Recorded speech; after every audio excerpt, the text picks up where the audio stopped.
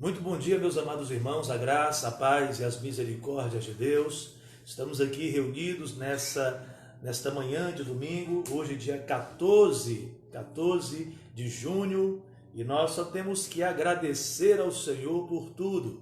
Em primeiro lugar, eu quero louvar a Deus e agradecer ao Senhor pela vida de cada um dos meus queridos irmãos da Segunda Igreja Batista aqui em Picos, irmãos que têm sido muito bondosos, muito atenciosos para conosco e que têm sido instrumentos de Deus para nos ajudar neste ministério tão abençoado, tão maravilhoso, que é o ministério de apacentar as ovelhas que são de Jesus.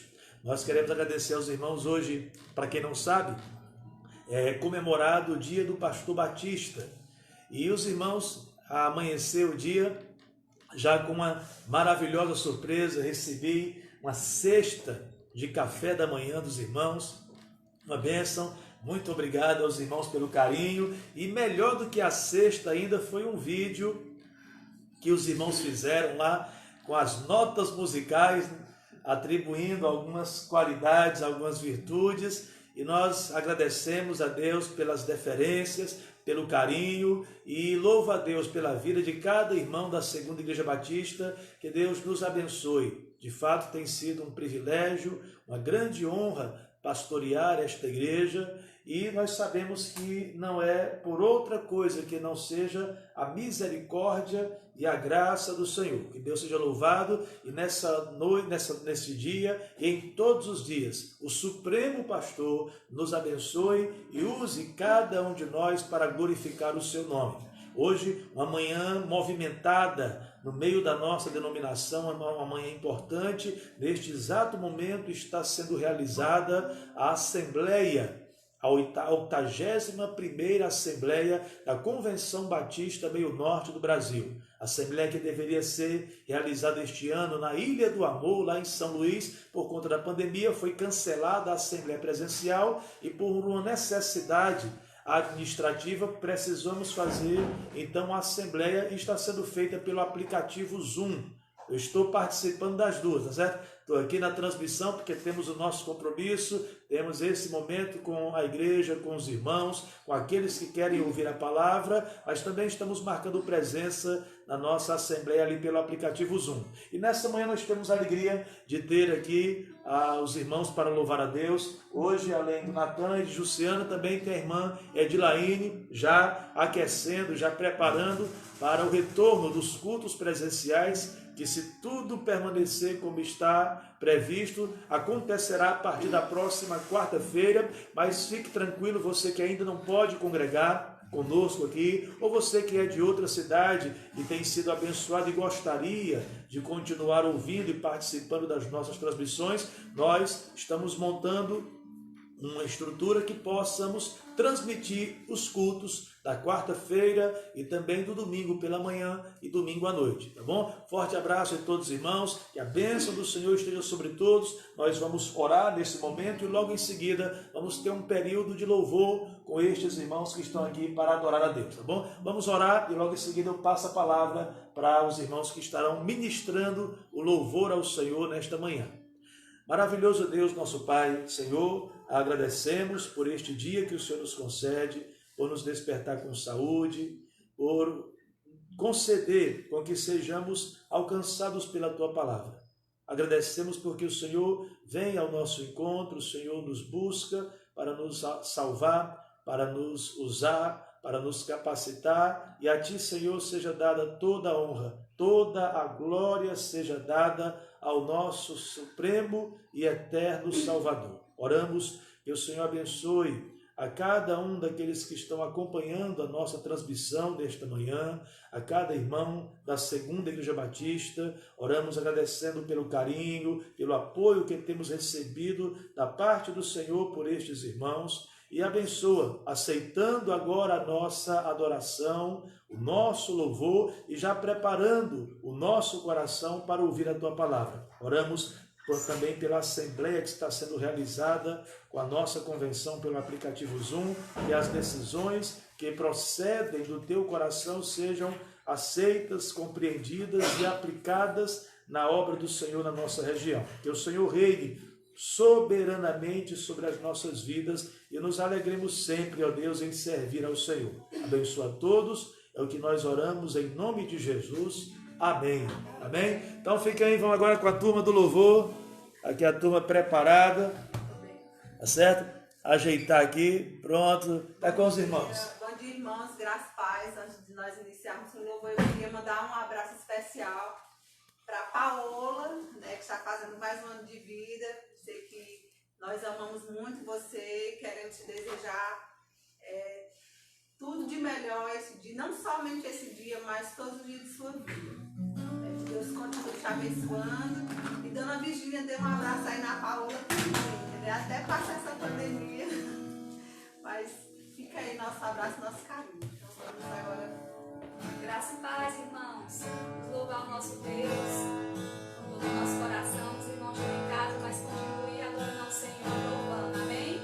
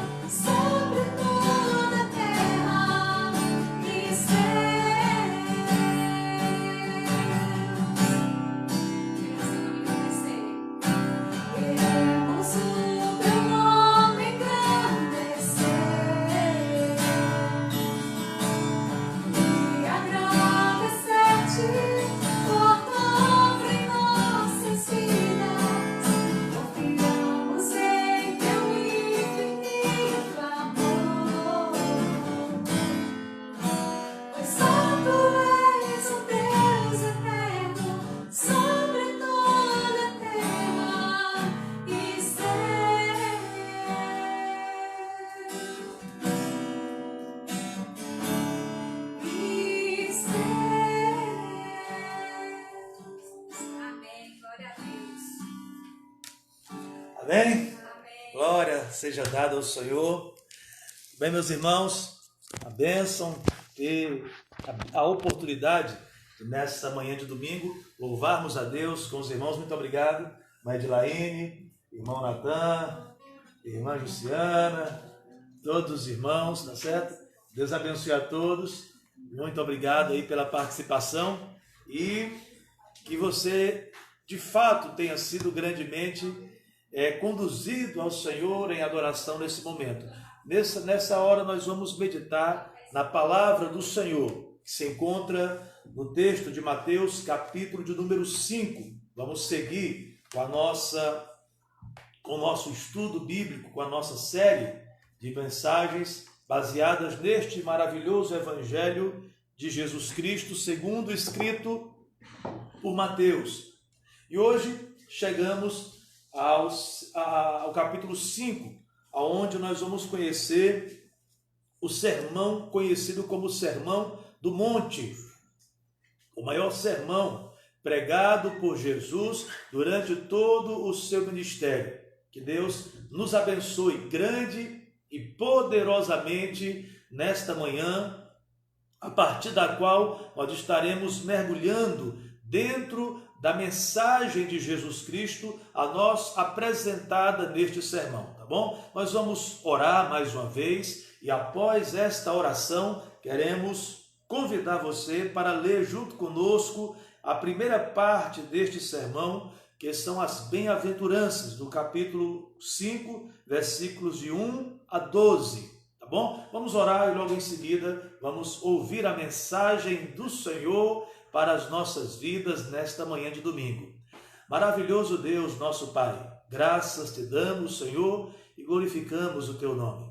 Muito obrigado, Senhor, por nos despertar com saúde, por estarmos aqui para agradar ao Senhor, para glorificar o teu nome. Que o Senhor receba a nossa adoração e o nosso louvor, que o Senhor atenda às nossas orações. Nesse momento lembramos de orar por todos aqueles que necessitam da tua graça, da tua bênção, aqueles que estão enfermos para que sejam curados em nome de Jesus. Oramos pelo irmão Ingrácio, pela irmã Benice, pela irmã Ana, irmã Dorinha. Oramos por todos os irmãos da nossa igreja, de uma forma especial, por aqueles que, segundo as informações dos meios, das instituições, dos órgãos públicos, representam um grupo de risco. Que o Senhor lhes preserve, lhes proteja e lhes conceda a bênção de estarem bem em meio a toda esta situação.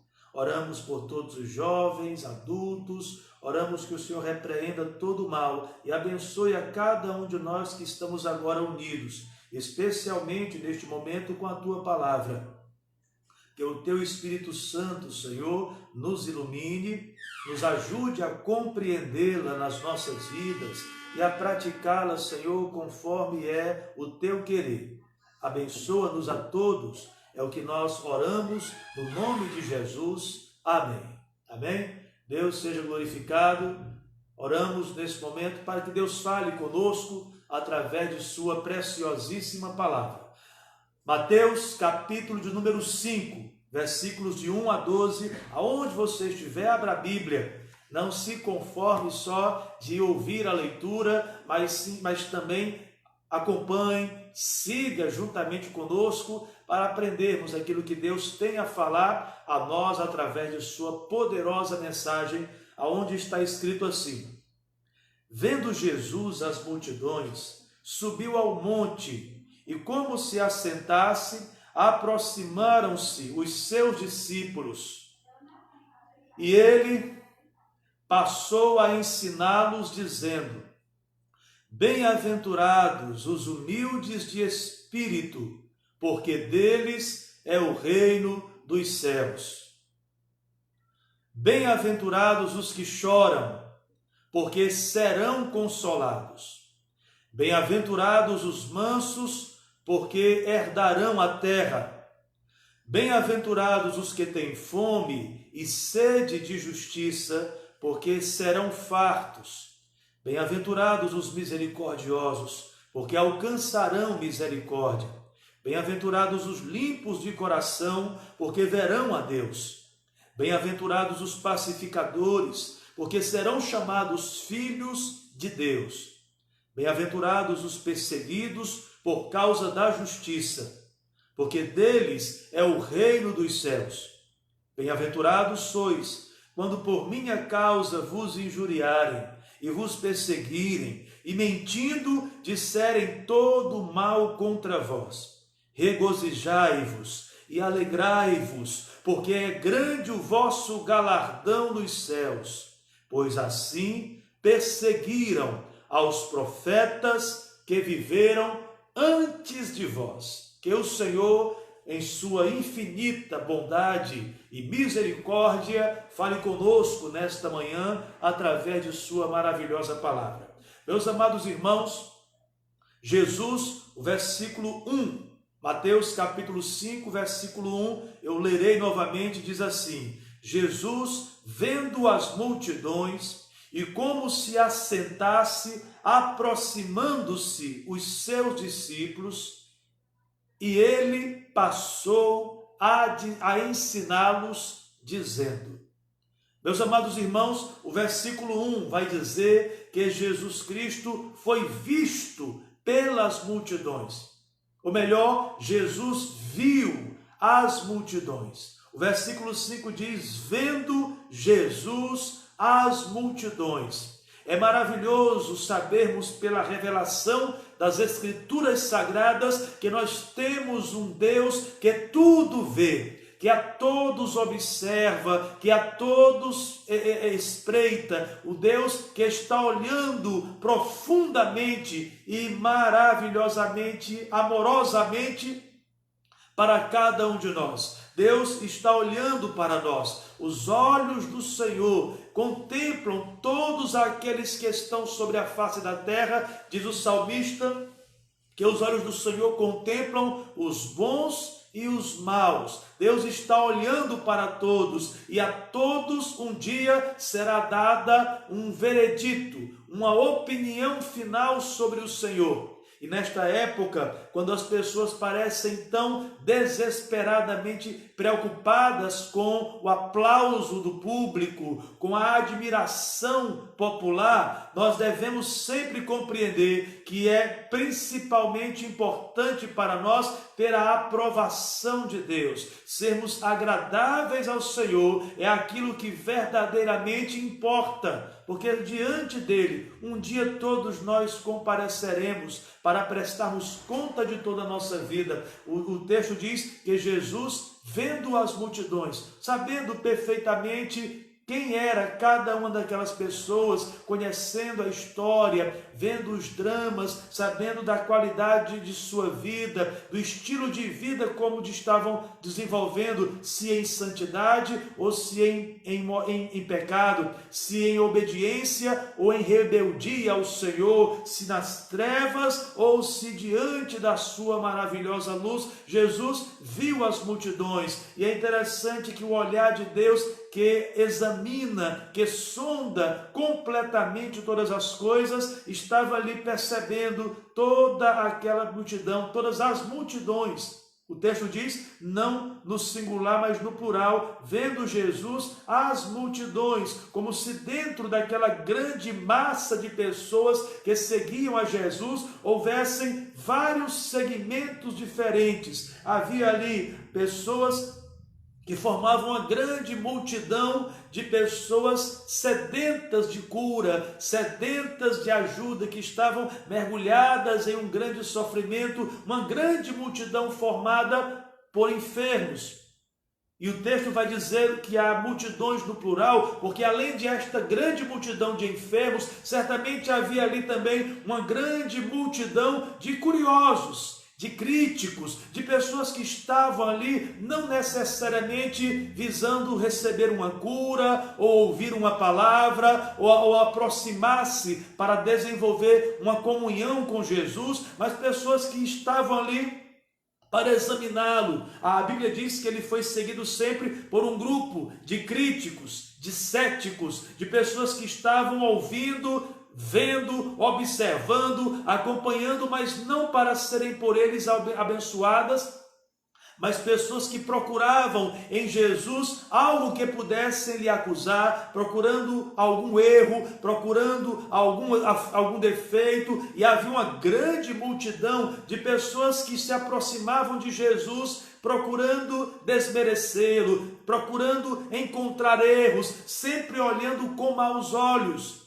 Uma outra grande multidão de pessoas que de fato queriam conhecer a Jesus, pessoas que estavam com o coração transbordando de alegria por aquilo que haviam recebido dele, pessoas que estavam cheias da graça e do amor por Jesus Cristo, porque dele emanava uma graça, dele emanava uma presença atraente, uma presença amorosa, que trazia paz ao coração, que trazia refrigério à alma. Dentro daquela grande multidão havia uma formada por pessoas sinceras, que amavam a Jesus já de coração e que queriam segui-lo, queriam estar com ele e aprender dele. Curiosamente, estas multidões continuam, de certa forma, em torno do Evangelho, em torno de Jesus. Nós temos observado quantas pessoas procuram a igreja atrás de resolver um problema. É uma multidão de gente que quer saber de Deus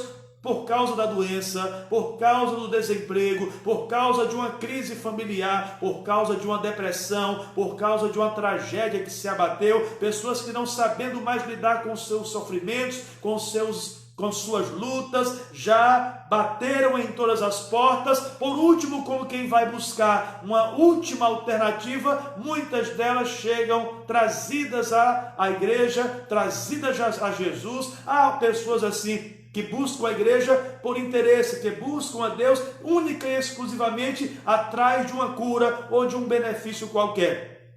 Há também, ainda hoje, uma multidão de gente que está aproximando da igreja, olhando para a igreja para tentar combatê-la, olhando para o Evangelho, procurando erros, procurando deturpá-lo, procurando criticá-lo. Pessoas que ouvem com maus ouvidos, veem com maus olhos, o coração está completamente endurecido, a mente cauterizada, pessoas que se colocam em uma posição defensiva e ofensiva para com o Evangelho, para com a obra de Jesus. E são muitas pessoas que lê Bíblia, que escuta pregação, que vem para a igreja para procurar defeito, para tecer comentário maldoso, para criticar quem quer que seja, para escandalizar, para tentar corromper e levar pessoas a se tornarem contra a igreja. É triste, meus amados irmãos, ver tantos imbecis que, ao invés de se renderem a Cristo, ao invés de aceitarem o Evangelho, de se renderem diante daquele que é o verdadeiro, ficarem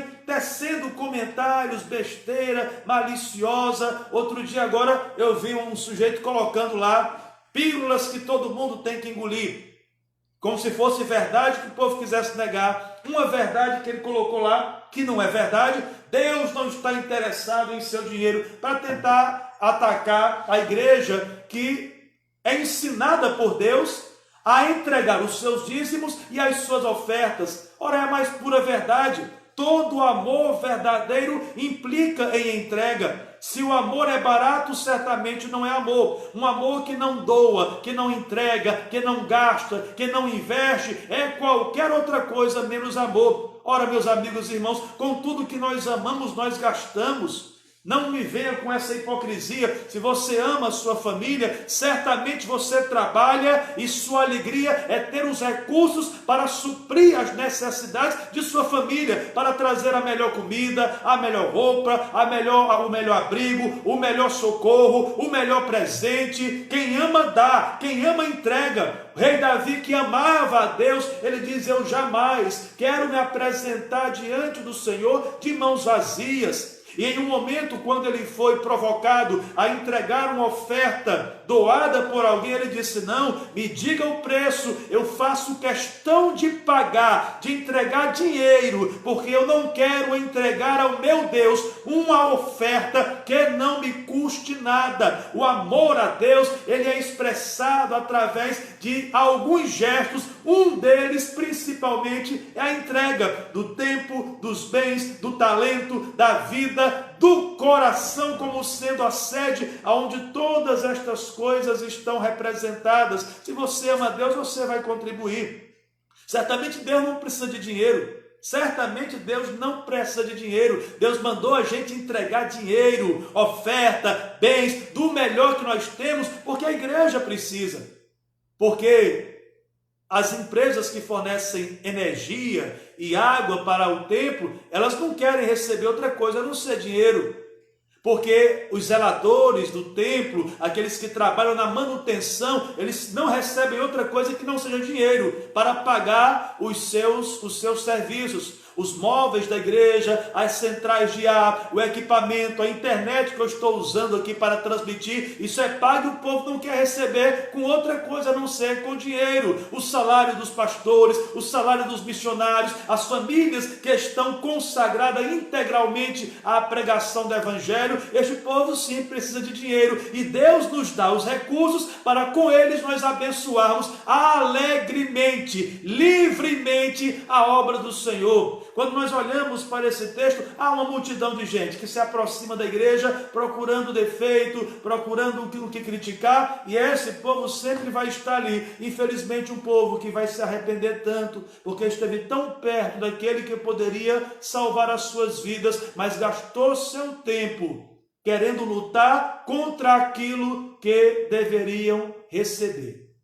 Há uma outra multidão ainda hoje, graças a Deus, eu espero que dentro desses 51 irmãos, desses 51 aparelhos que estão sintonizados, estejam todos estes, pessoas que estão diante de Deus, uma grande multidão de pessoas que conheceram Jesus e amaram a Jesus. Pessoas que são muito agradecidas porque sentem que foi Jesus quem lhes curou, Jesus quem lhes salvou, Jesus quem lhes sustenta, lhe ajuda, e elas têm por Jesus um profundo e sincero sentimento de gratidão, de amor, têm uma profunda e inabalável confiança em Deus, por isso estão buscando a Jesus. Há uma grande multidão, há várias multidões. Você faz parte de qual? Eu espero que você faça parte da melhor multidão. Diz a Bíblia, capítulo 5, versículo 1 do Evangelho de Mateus: vendo Jesus as multidões, haviam vários grupos de pessoas ali, Jesus viu cada um. Sondando, ele conhece o coração, conhece a mente, ele vê não só a aparência, ele vê todo o nosso ser. Até o mais escondido, até o canto mais reservado da nossa alma está completamente revelado diante do nosso Deus. Jesus viu as multidões e agora Jesus quer que as multidões o vejam. Por isso o versículo 1 diz que Jesus subiu a um monte, aonde ele estivesse em uma posição estratégica, aonde todos, quem quer que fossem, pequenos ou grandes, pudessem vê-lo livremente, sem barreira nenhuma. Jesus subiu ao monte porque aquela era a hora de todos os olhares estarem voltados para a pessoa maravilhosa de Jesus. Jesus quis que as multidões o vissem. Uma vez que ele já tinha visto cada um, agora nós precisamos olhar para Jesus. Ver a Jesus Cristo, prestar atenção, dar a Ele reverência, dar a Ele o nosso interesse. Nós precisamos aprender, meus amados irmãos, a respeitar a Jesus, a olhar para a sua palavra, a observar os seus preceitos, a ouvi-lo reverentemente. Jesus subiu ao topo de um monte, aonde todos pudessem, naquele momento, olhar para Ele. Era hora de deixar de olhar para os lados e olhar para cima. Era hora de deixar de observar, de avaliar quem estava chegando, como vinha, com que roupa, se bem ou mal. Deixar um pouco a preocupação com o que é comum, para olhar para aquilo que é excepcional, deixar o carnal para focar naquilo que era espiritual. Jesus viu a multidão, as multidões, e agora desejou que as multidões o vissem. Por isso ele sobe ao monte para que todos pudessem percebê-lo.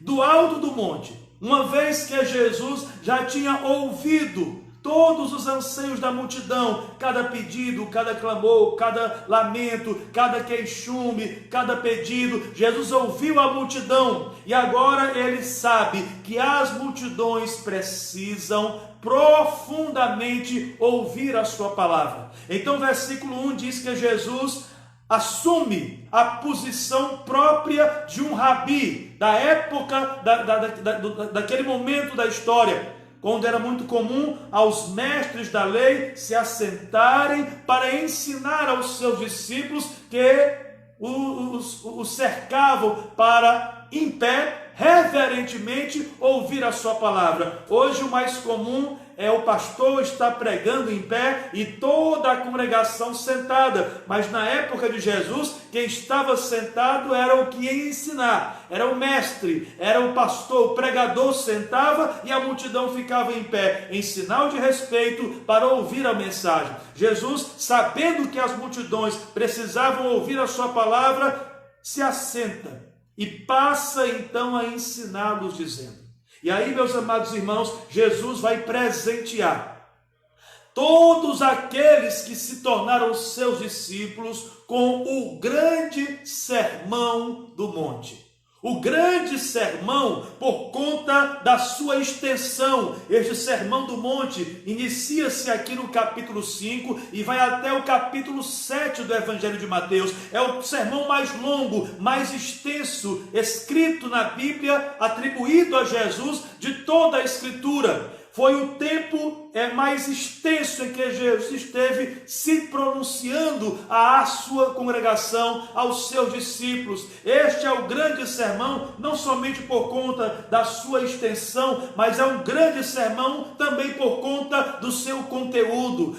Um sermão voltado para a prática, que desvenda os mistérios que nos conduzem à verdadeira felicidade, que apresentam a nós qual é o nosso principal papel nesta terra, qual é a ética que nós devemos ter nesta vida. Este evangelho é grande no seu conteúdo. Na verdade, o Sermão do Monte é como se fosse o estatuto e o regimento interno do reino de Deus. Aqui nós temos a apresentação do reino, nós temos as exigências do reino, nós temos promessas do reino, nós temos a constituição do reino dos céus, que vai ser elevada em santidade, em seriedade. Nesse sermão, Jesus dá um novo significado, uma nova interpretação e aplicação à lei que Israel havia recebido por meio do líder Moisés.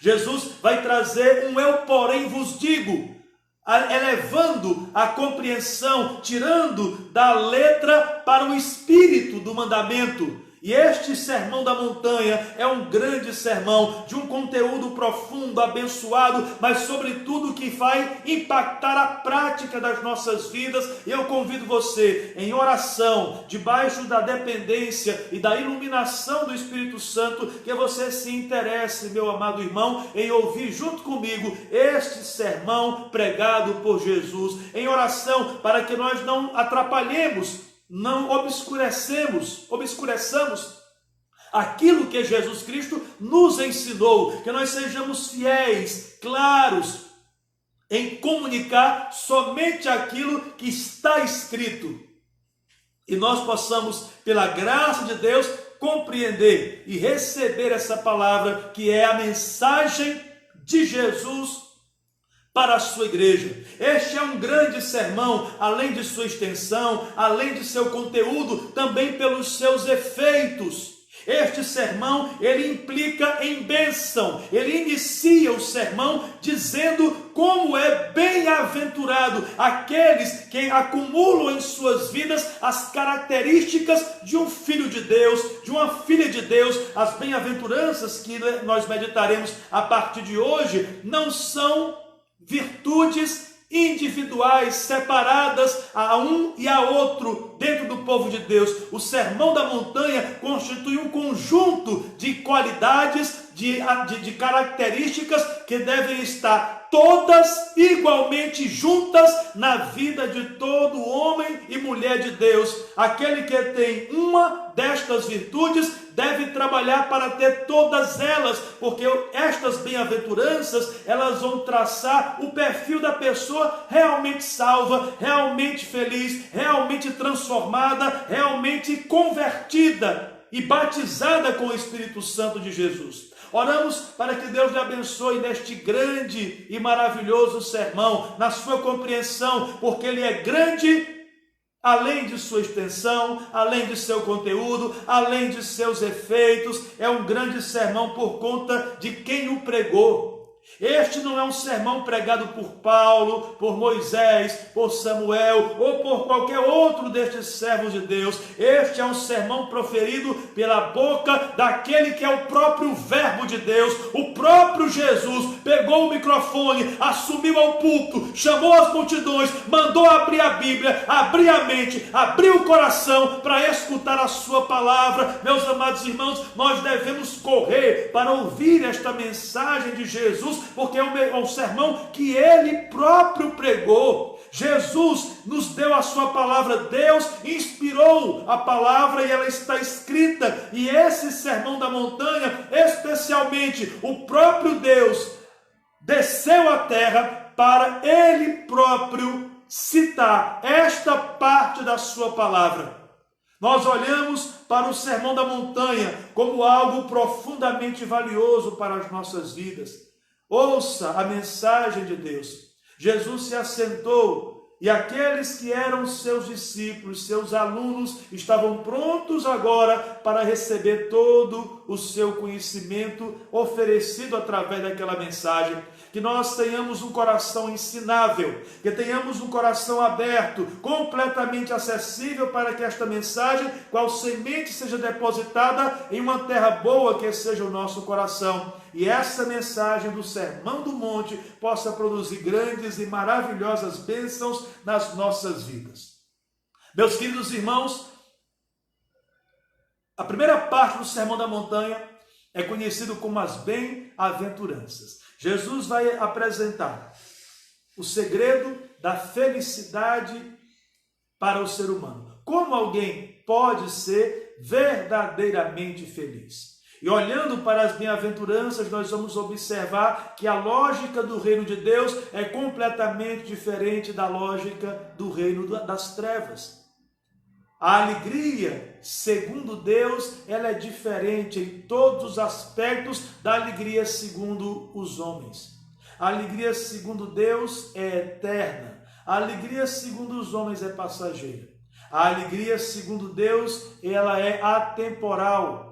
A alegria segundo os homens é circunstancial, depende do momento.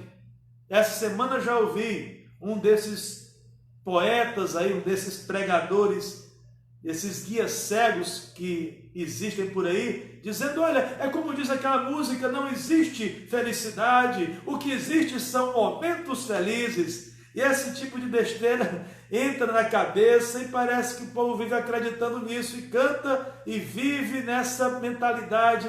Olha, meu irmão, nós que conhecemos Jesus sabemos que felicidade existe.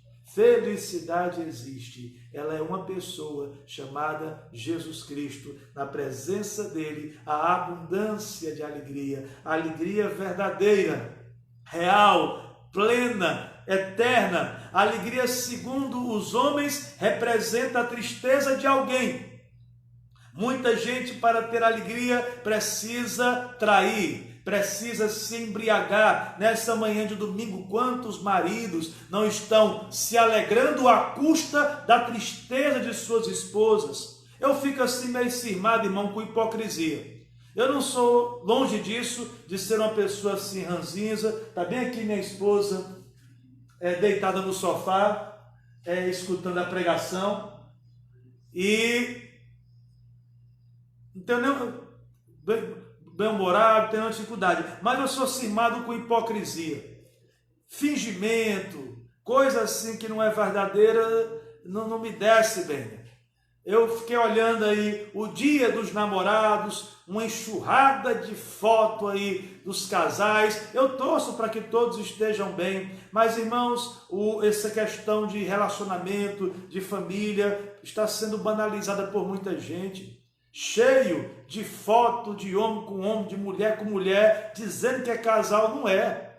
Homem com homem é par, não é casal. Mulher com mulher não é casal, é um par, é dupla, é uma equipe, é gêmea, é siamês, mas casal é um macho e uma fêmea. Cheio de foto aí de adúlteros, homem que tem sua esposa, mas ele abandonou a esposa por qualquer motivo, mulher que tem seu marido casada, por qualquer motivo, abandonou seu marido e juntou com o marido da outra, com a esposa do outro, e agora são casal. E, meu irmão, a Bíblia trata a família de uma maneira muito séria. Você pode aceitar isso ou pode continuar se rebelando, mas Deus permanece o mesmo. Aqui no Sermão da Montanha, Jesus vai falar mais profundamente sobre essa questão do casamento. Quando nós olhamos para esse texto, Jesus tem uma ética diferente. Ele vai mostrar o que de fato é alegria. A alegria não é uma coisa passageira, ofensiva. Para você ser feliz, você não tem que prejudicar aos outros. Como eu ia dizendo, quantos não estão nesta manhã se alegrando à custa da tristeza de alguém? O marido está muitas vezes na rua, nos bares, nas farras, e a mulher triste em casa com os filhos. Às vezes o filho está na farra contra o conselho de seus pais, deixando-os apreensivos, e foram atrás dos vícios, das drogas e de tudo aquilo que corrompe, e assim segue a humanidade em busca de uma alegria egoísta, maligna, passageira e que tem uma ressaca terrível. Quem se aborrece porque eu prego contra seu pecado, você devia agradecer, porque quem denuncia seu pecado é quem mais gosta da sua vida, é quem mais se preocupa com a sua alma e lhe adverte enquanto é tempo para que você corra para o Senhor Jesus, para que você venha para Cristo, enquanto há esperança para a sua vida. Jesus vai, na primeira parte do Sermão da Montanha, contar o segredo da verdadeira felicidade. E nós vamos aqui, com a graça de Deus, se o Senhor permitir, meditar uma a uma, tá certo? Nessa manhã, como está acabando o tempo aqui, eu vou destacar só a primeira, tá bom? A primeira bem-aventurança. Lembrando que todas elas devem estar na sua vida. Não é o fato de você ter uma destas bem-aventuranças que elimina a necessidade de ter as outras. Quem tem um deve buscar ter todas as bem-aventuranças, porque bem-aventurado não é quem tem uma destas qualidades, é quem tem todas elas, tá certo? Versículo 3 diz: disse Jesus, passou a ensinar-nos dizendo, bem-aventurado os humildes de espírito, porque deles é o reino dos céus. Bem-aventurados, bem-aventurado os humildes de espírito, porque deles é o reino dos céus. Jesus está dizendo que feliz, bem-aventurado, não é o grande, não é o soberbo, não é o cheio de si. Para Deus, quanto mais humilde, mais feliz a pessoa será. Quanto mais humilde, mais próxima do reino de Deus ela está. Diz a Bíblia que Deus resiste ao soberbo, que Deus concede graça aos humildes. Todos os soberbos na Bíblia tiveram um fim trágico. O orgulho do qual muitas pessoas se vangloriam é uma das maiores causas de tragédia, de declínio, de ruína na vida do ser humano. O orgulho foi o pecado apontado pela Bíblia em Lúcifer, que era, conforme a profecia de Ezequiel, um anjo de luz, que estava na glória, mas em algum momento ele se exaltou, ele se achou demais, melhor do que os outros anjos, e pensou de fato que era digno de ocupar a posição do próprio Deus. E fez um discurso eloquente com o qual ele conseguiu convencer terça parte dos anjos do céu para tentar destronar a Deus, para tentar guerrear contra o Senhor. E naquele dia, aquele triste e infeliz ser compreendeu quem de fato é Deus, quem de fato é grande, qual é de fato a expressão do poder de Deus, e com um gesto de Deus, toda a rebelião foi destruída. Satanás e o terço de anjos que lhe acompanharam, cega e imbecilmente, foram atirados da glória para o mais profundo abismo, e na queda perderam a graça, perderam a beleza, perderam tudo aquilo que estavam recebendo da pessoa e da presença do seu Criador. O orgulho foi o pecado que arruinou aquele anjo de luz. O pecado arruinou também Sansão. O orgulho, melhor dizendo, arruinou Saul. Saul é um homem que aparece na Bíblia como sendo o primeiro rei dentro do povo de Israel. Samuel foi levado por Deus a atender um pedido do povo.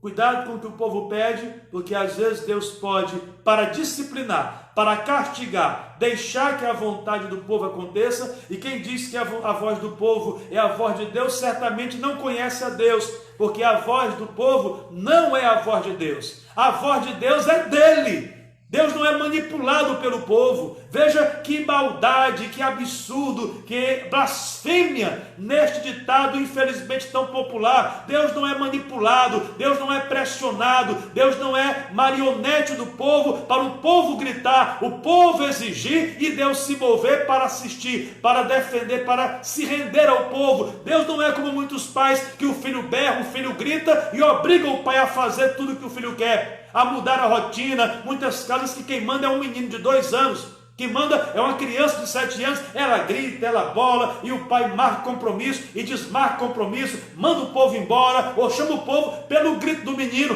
pega esse menino, bota na perna, dá uma surra, ensina quem é o pai, ensina quem é a mãe. Tenha moral de homem, de mulher, rapaz, eduque seu filho. Se você não educa um menino com 4, 5, 6 anos, 10 anos, quando esse menino crescer, vai lhe bater, vai lhe botar para fora de casa. E tem muito velho chorando na mão de marmanjo vagabundo, porque não soube educar quando era criança. Ame seu filho, beije seu filho, abrace seu filho, mas nunca deixe seu filho esquecer quem é que manda na casa, quem é o pai e quem é a mãe dentro desta instituição, tá certo? Nós olhamos para a Bíblia e vemos um Deus que é soberano. Ele é quem fala e tudo tem que obedecer. A voz do povo nunca foi a voz de Deus. Deus de vez em quando fala e muito raramente o povo escuta. Mas como é feliz a nação quando então escuta a voz do Senhor e Deus passa a governar aquele povo. Saul foi um homem que o povo queria para rei, Deus disse: toma um rei. E Saul começou humilde, e ele tinha todas as virtudes que um homem gostaria de ter. Saul era alto, aproximadamente 2,10 metros. Saul era forte. Saul era de boa aparência, um cabelão bonito de fazer inveja dos carecas de plantão. Começou bem, começou humilde, mas daqui a pouco Saul começou a se achar demais. É a tragédia do pecador. Muitas vezes ele não sabe receber bênção, ele não sabe receber elogio, ele não sabe receber riqueza, não sabe receber vitória, que ele já pensa que é melhor do que os outros. Ele já pensa que é melhor do que os outros. Permaneça humilde. Se você tiver muita vitória, se você tiver muitas qualidades, muitos talentos, não deixe isso tirar a sua compreensão de que tudo que você tem foi porque Deus lhe deu. Que não é por você, é pela misericórdia de Deus, e Deus tem um propósito para isso que Ele está lhe dando. Seja sempre humilde, porque Deus ama quem é humilde. E como é bom quando Deus pode abençoar as nossas vidas, sem que com isso nós venhamos a nos rebelar e a nos insurgir contra aquele que nos abençoou. Sejamos sempre humildes, agradecidos. Davi foi um homem grandemente abençoado por Deus, e uma das características deste Davi é que você não vai encontrar na Bíblia nunca ele se exaltando diante do Senhor. Toda vez que Davi vai orar, vai cantar ao Senhor, vai se reportar ao seu Deus, ele se humilha, porque ele sabe que grande é Deus. Ele, como rei, diz a Deus: eu sou pobre e necessitado, o Senhor cuida de mim. Como rei, Davi diz: olha, não tire de mim a alegria da salvação, crie em mim um novo coração. Restaura em mim um espírito inabalável. Minha alma está abatida. Perdoa os meus pecados. Veja como Davi se apresenta a Deus de forma humilde, apresentando suas fraquezas, suas limitações, suas quedas, seus fracassos, buscando naquele que é o que ele precisa. Quando nós olhamos para o texto, a primeira característica que deve existir na pessoa que será realmente feliz conforme Jesus é a humildade. Bem-aventurado os humildes de espírito. Deus detesta o orgulhoso. Quando Saul se orgulhou, e ele achou que era mais do que o profeta, que ele achou que era autônomo, independente, Deus o desprezou. E aquele grande rei terminou em um grande fracasso. Morto, suicidando-se pelas próprias mãos, com medo daquilo que lhe atingiria, tendo sua cabeça separada do corpo e enfiada em uma estaca, sinal de escândalo, de vexame, do mais terrível opróbrio, porque todo que se exalta, Deus humilha. Temos muitos na Bíblia. O rei Acabe, a rainha Jezabel, o rei Nabucodonosor que se exaltou, quis fazer uma imagem para ser adorada, Deus botou para comer capim. Deus enlouqueceu ele e ele viveu muito tempo como um animal bruto, comendo capim, andando pelo mato, vivendo como um bicho, para ele entender que grande é o Senhor. Quer dizer então do tal rei Herodes, que se sentou com uma roupa resplandecente, cheia de brilho, de prata, de ouro, e começou a arrotar besteira, a falar arrogâncias, e tinha lá os babões de plantão, os idólatras de plantão, para exaltar aquele tagarela, exaltar aquele rei pagão, dizendo, é a voz de um Deus que nós estamos ouvindo, e aquele homem aceitou a adoração, se exaltou, e na mesma hora que ele se exaltou, Deus o humilhou, fazendo com que ele morresse em um terrível espetáculo, em uma horrível cena, diante de todas as pessoas, debaixo daquela roupa do cara, luxuosa e brilhosa, em cima daquele trono real, o homem morreu, comido de verme na mesma da hora. Ele apodreceu, ele foi devorado por vermes imediatamente, porque todo mundo que se exalta, Deus humilha. Eu digo a você, quer ser feliz? Seja humilde. Humilde não pelas circunstâncias. O texto diz que é bem-aventurado o humilde que é humilde de espírito. Por que eu digo isso? Porque tem gente que é humilde de acordo com a situação. Se ela precisa de você para alguma coisa, ela sabe ser humilde para você. É ou não é? Tem gente que quando quer uma coisa, precisa de você, ela sabe ser humilde, falar direitinho, você já está desconfiado. Essa alma que reza, tem algum interesse aí. Tem gente que é humilde por interesse. Depois que ela alcança o que ela quer, acabou a humildade, acabou a educação, acabou a compreensão, porque ela não é humilde de espírito. Ela é a humildade dela era fingida.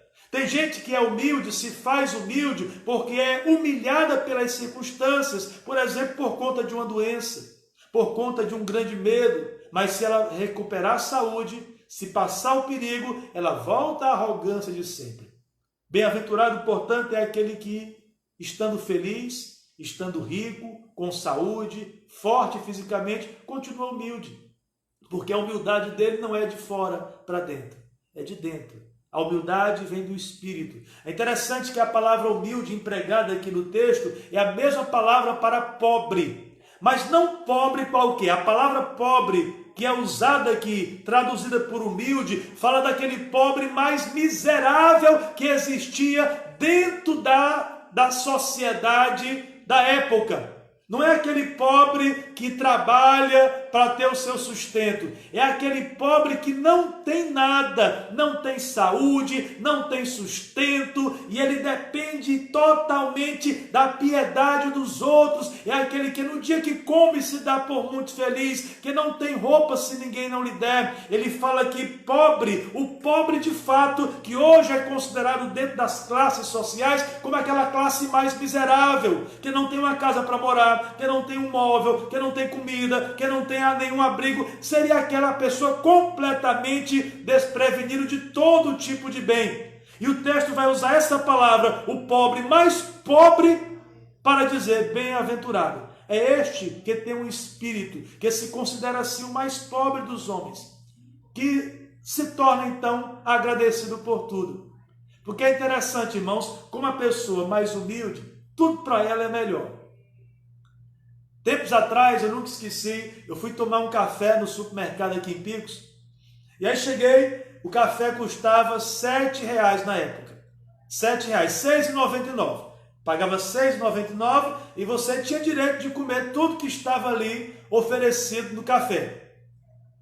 3, 4 tipos de bolo, 3, 4 tipos de pão, queijos, iogurtes, frutas, beiju, caldo, cuscuz, ovo, um monte de coisa lá. Paguei R$ 6,99, comecei a me servir, alegre da vida, não tem pinto no lixo, não tem? Alegre ali me servindo, olhando as coisas. Pode repetir, moça? Pode, senhor. Pagou R$ 6,99, é livre. Pois pronto. Que hora termina aqui, né? Comecei a me servir, daqui a pouco chegou uma senhora, assim meia pomposa, meia madame. Ela pegou a bandeja e foi olhando assim, de uma ponta a outra, passou por mim, com licença, senhor, eu afastei para ela passar. Ela foi olhando para o café que estava ali distribuído e olhando com aquela cara de desprezo, não tem? Com aquela cara de nojo, ela olhou para um lado, como se nada ali lhe agradasse. E ela chamou assim, muito asperamente, a atendente. A moça veio e ela perguntou: olha, só tem isso aqui? O café da manhã que é só isso? Eu fiquei olhando para aquela mulher, deu vontade de eu me meter na conversa. Eu disse: olha, se não der, isso aí ela manda buscar mais. A senhora comer tudo que tem aqui. E ela foi, não quis tomar o café ali porque estava simples demais. A pessoa humilde, irmão, um café daquele é uma farra, é uma festa. A pessoa pobre, tudo aquilo que você der para ela, ela vai receber com alegria. A Bíblia diz que a alma faminta, para a alma faminta, todo amargo é doce, mas a alma farta despreza os favos de mel.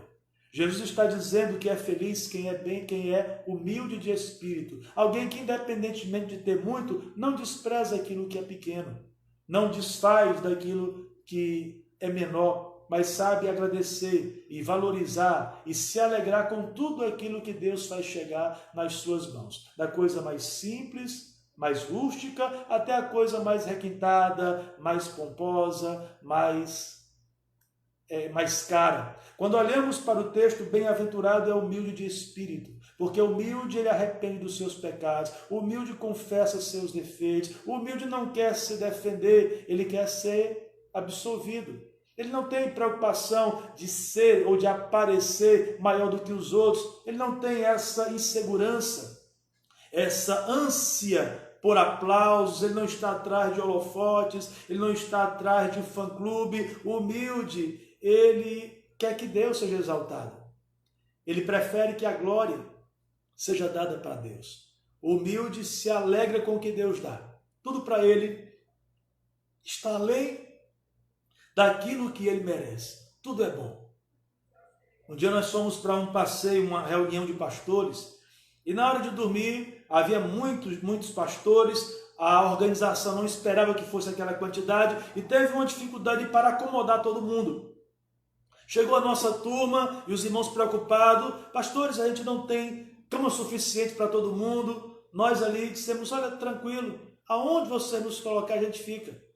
E acharam lá um quartinho, um piso de cerâmica. Olha, não tem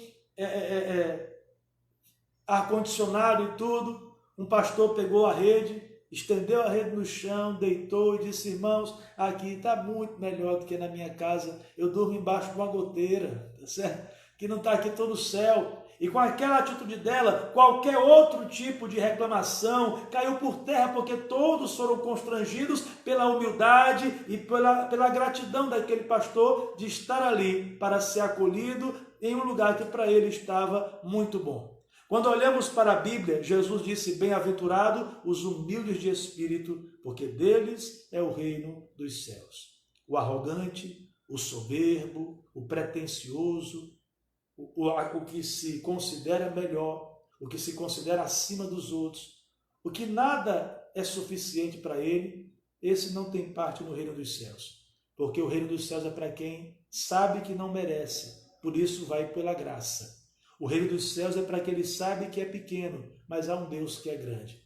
O reino dos céus é para quem tem humildade para arrepender dos seus pecados, e não para quem defenda a todo custo, até irracionalmente, a sua postura.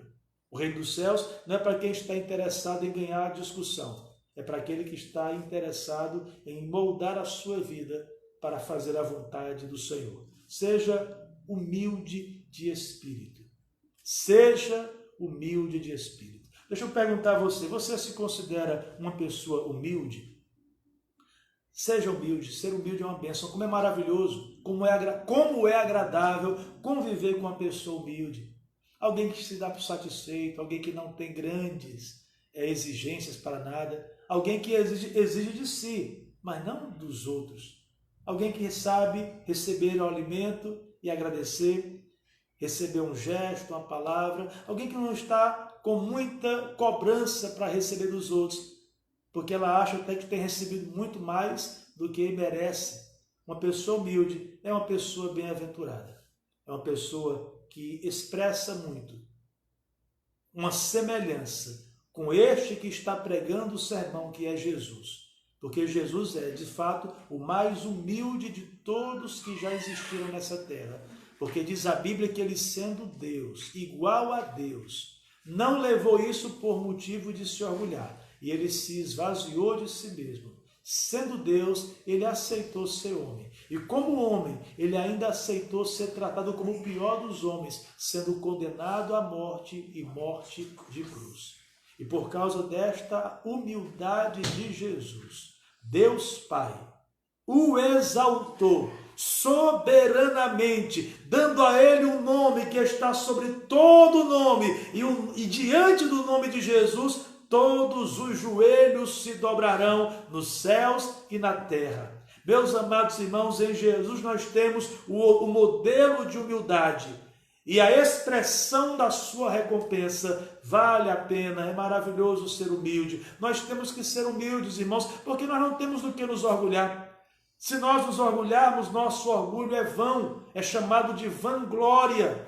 É uma glória sem motivo, sem razão, sem verdade, estúpida, injusta, mentirosa, fraudulenta. Tudo que nós temos foi porque nós recebemos. Tudo que nós alcançamos é com a graça de Deus. Nós só temos que fazer uma coisa: agradecer a Deus que cuida de nós, embora pequenos, frágeis e falhos. Deus é maravilhoso e bem-aventurado quem se coloca no seu devido lugar e aprende a ser uma pessoa humilde de espírito. Não importa se tem dinheiro, não importa se tem elogios, não importa se tem status, ela continua humilde. Gente que pode ganhar o que for, que pode ter o que tiver e continuará humilde, porque a humildade dela não vem das circunstâncias, mas vem do coração, do Espírito. Que Deus coloque na nossa vida esta humildade que nos torna verdadeiramente felizes e garantidos dentro daquele reino maravilhoso que é o reino dos céus. No reino dos céus não vai ter orgulhoso. Se você é orgulhoso, tchau para você, tá certo?